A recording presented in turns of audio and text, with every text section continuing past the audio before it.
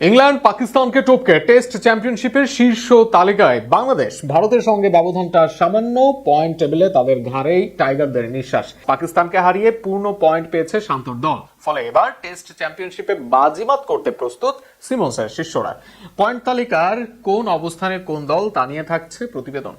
পাকিস্তানের মাটিতে পাকিস্তানকে হারিয়ে আসার পরে এবার ঘরের মাঠে পাকিস্তানকে হারানোর সুখস্মৃতি সবার মনে এখনও তরতাজা। আর সেই সুখস্মৃতি আরও বেশি রোমাঞ্চিত করবেন যখন আপনি দেখতে পারবেন বর্তমানে আইসিসি ওয়ার্ল্ড টেস্ট চ্যাম্পিয়নশিপের স্ট্যান্ডিং টিমে বাংলাদেশের অবস্থানটা পাকিস্তান কিংবা ইংল্যান্ড ওয়েস্ট ইন্ডিজের চেয়েও উপরে।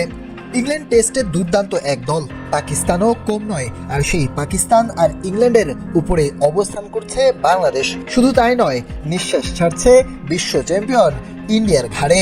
বর্তমানে আইসিসি ওয়ার্ল্ড টেস্ট চ্যাম্পিয়নশিপের স্ট্যান্ডিংয়ে দেখা যায় অস্ট্রেলিয়া 8 ম্যাচে 84 পয়েন্ট পেয়েছে এবং তাদের পার্সেন্টেজ 87.50। নিউজিল্যান্ড ম্যাচ খেলেছে 3টি, তাতেই 28 পয়েন্ট আর পার্সেন্টেজ 77.78। তারা আছে 2 নম্বরে। এছাড়াও বিশ্বের অন্যতম শক্তিশালী দল সাউথ আফ্রিকা 4 ম্যাচ খেলে 36 পয়েন্ট নিয়েছে, তাদের অ্যাভারেজ 75%।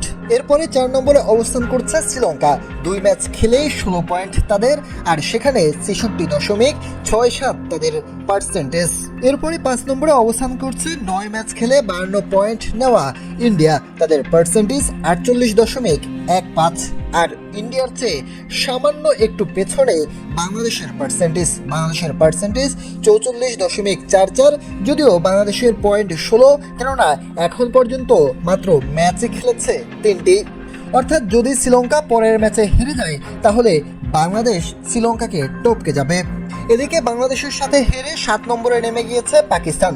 তারাও সমান 3 ম্যাচ খেলে তাদের পয়েন্ট বাংলাদেশের চেয়ে কম 12, আর পার্সেন্টেজেও তাদের 33.33। আর 8 নম্বরে রয়েছে ইংল্যান্ড, যারা 10 ম্যাচ খেলে 38 পয়েন্ট পেলেও তাদের অ্যাভারেজটা মাত্র 31.67।